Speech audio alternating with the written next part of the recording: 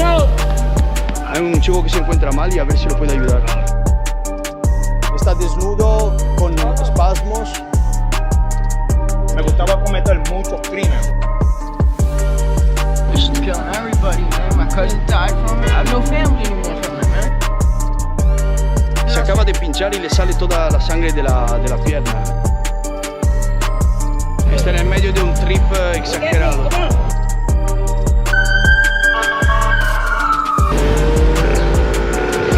No, don't worry.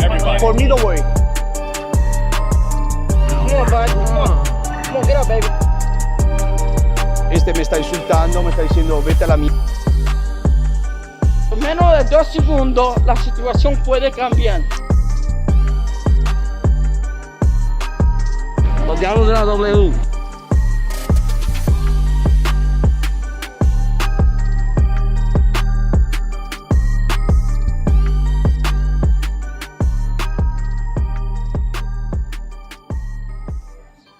Estamos delante de uno de los símbolos de esta ciudad, Rocky Balboa, una película súper famosa que cuenta la historia de un luchador, de una persona que en la vida lo consiguió todo con esfuerzo, con fuerza también mental, dinero, fama, una buena familia. Pero en este episodio os voy a contar otra parte, otra perspectiva. Os voy a contar la historia de gente que se ha dejado llevar por malos caminos, droga, depresión, y ahora mismo se encuentra en uno de los lugares, yo creo, más oscuros, que es la drogadicción, cuando estás muy cerca de la muerte. Me encuentro en Filadelfia, llamada la ciudad de la fraternidad, constituida en 1682 por William Penn. La planificó como una ciudad pacífica, ordenada, y el día de hoy tan pacífico no es. Yo estoy alojando en aquella dirección, un poco más a las afueras, y creedme que hay zonas bastante chungas. Pensad que en la década del 1770,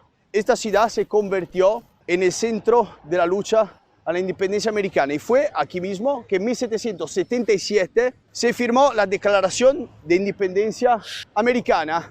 Pequeña cosa, la estatua de Rocky antes estaba ahí arriba. No sé por qué la movieron ahí abajo. Pensad que Filadelfia también fue la capital de Estados Unidos desde 1790 hasta 1800. Solo 10 años. Al día de hoy, con 1,6 millones de habitantes, es un centro político, económico, industrial bastante importante. Pero hay esta plaga horrible de la droga, el fentanilo, una droga sintética que está matando a decenas y miles de personas cada año. El barrio que vamos a explorar se llama Kensington.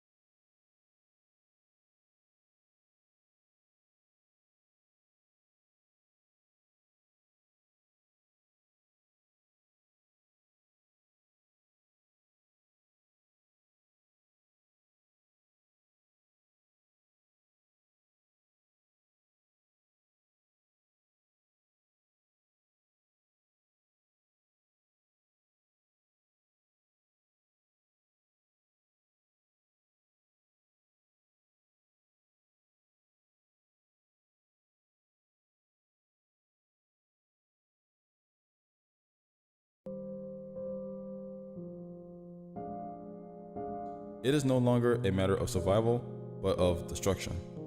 To get to the bottom of their drug use behaviors, education combined with cognitive therapy is required.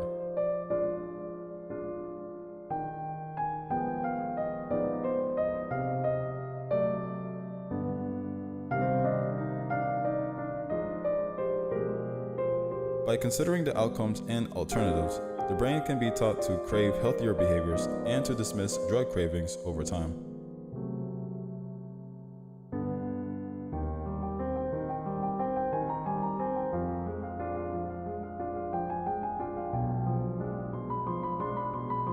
It is possible to teach it to seek and prioritize meaningful relationships and activities over drugs and alcohol.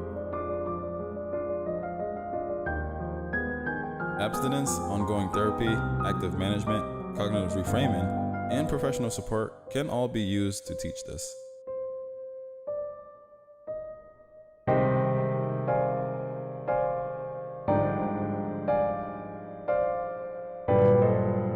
As the homelessness crisis worsened, there has been numerous attempts to regulate in Kensington encampments. Many have urged Mayor Kenny's administration to address the neighborhood's deplorable living conditions.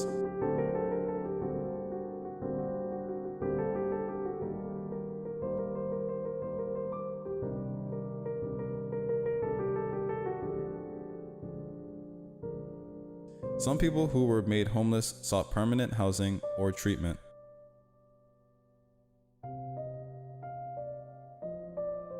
But the majority of the population will not leave an area where drugs were easily available.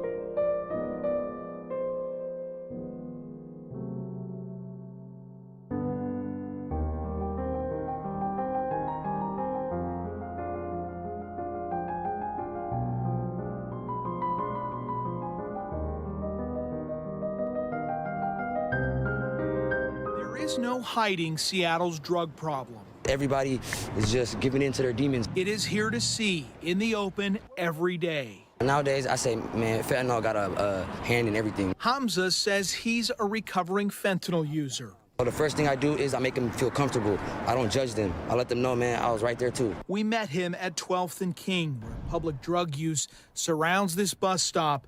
The tragedy of the fentanyl crisis on full display. Now everyone's making it okay because more and more people do it. There's kids, and they're getting younger and younger by the year. So now it's like, all right, if he's doing it right there in the open, I'll do it in the open. And then boom, boom, it's like a domino effect. What you see on the streets of Seattle is backed up by the data. Seattle EMS crews responded to 680 opioid overdose calls between January and April just in the downtown core. Countywide, there were 2,600 overdose calls through March, outpacing 2022's record-setting year.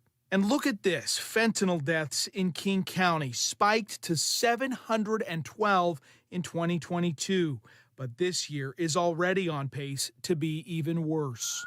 Could not be saved. I think there should be fentanyl treatment close to here. And while solutions of both treatment and enforcement are on the table, The only reason why they're like this is because there's no policing. one thing is clear. Fentanyl has a firm grip on its users and this city where it continues to take lives every day. Was it common to lose friends to this drug? Yeah, man, I lost really good people to it. And just to show you how common this is in the city right now with drug use and potential overdoses, we're standing here live at 2nd and Pike right now, and there's tourists coming and going from Pike Place Market. Is there somebody on the ground there unknown what's going on with that person? We'll go check on them, but that's just part of life down here. We've already seen multiple overdoses and fire responses down here just over the course of the last few hours.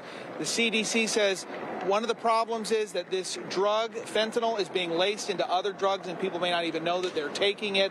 So they warn any sort of drug use could potentially be fatal. Reporting live in Seattle, Jeremy Harris, Como News. Jeremy, thank you. And now we're pleased to welcome Seattle Police Chief Adrian Diaz to the Como studios to discuss the fentanyl crisis. And Chief, previously you told us that your officers had basically collected enough fentanyl in the first 3 months of the year to kill the entire population of the city. In your estimation, in your experience, is this the worst drug crisis the city has ever faced? It's the worst crisis that I've seen in my career, so 26 years. And we've, seen a spike in heroin and methamphetamine at times, but nothing like what we've seen in fentanyl. And just in the last 2 weeks, we've recovered close to what would be equivalency of about 250,000 pills just in the last 2 weeks. Chief, Mayor Harrell announced his fentanyl plan here about a month ago. A lot of it is to do with distribution, getting rid of the, breaking up the distribution of that terrible drug that's going out into our community. Do you have the staffing to back up that plan? And how do you enforce laws that are seemingly disregarded on every corner, every day, all the time? How do you even start to get a grip on those laws? So what we've really focused on those that are preying on our community. And so just in the last 2 weeks, we've covered close to about 250,000 pills. And we focused our efforts in and around that downtown core in 12th and Jackson, and also up on the Aurora corridor as well. And those that are actually dealing, those are the big people that are bringing in a lot of the fentanyl. And so we might end up getting a user or a person that's delivering on the street, but then sometimes we're able to then acquire, additional narcotics from their supplier. And so those are the things that we're really trying to make sure we focus on, is getting the bigger distributions that are coming in. If we're hitting $250,000 just in a couple weeks, we could just... Addiction, mom and pop shop owners who are desperately trying to stay alive. We've seen the smash and grabs, extremely costly. Some have left, but there are many more who are still fighting and trying to stay here. What is your message to them? We've actually seen a lot of people return to work, and so we're actually seeing the streets and roadways a lot fuller, and that actually helps us with crime prevention. It helps us actually get people to those mom and pop shops that are actually doing some of the businesses, because we're concerned about theft out of those small and pop businesses. Because if theft hits them, and over and over and over again, burglaries or windows being broken. I've listened to quite a bit from all of the business owners, and those are the things that we want to be able to have more population occupying the streets. And then we're going to do good enforcement when it comes to those that are really distributing out the drugs.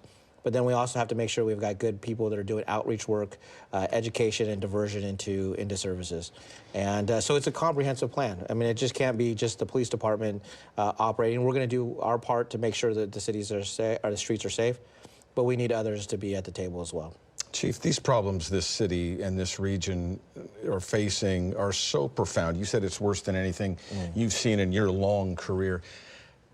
Do we even have what it takes anymore to fix those kind of problems? Do we have the leadership? Are we tough enough? Are we smart enough to actually not just mitigate but solve these problems? Does Seattle have what it takes? I'm excited. Actually, the mayor has actually put a lot of investment into addressing the homeless issue. There's a lot of fentanyl. There was a time when the Rose City smelled sweet. I feel like when I grew up, we had an independent spirit. We were kind of tougher than everybody else. A little bit hippie, a little bit hipster. Erica Hetfeld is a third-generation Portlander who had settled in with her family to the affluent neighborhood near Reed College. A dream home near the cherry blossoms and a tea shot from downtown. What changed? There are two types of people in Portland.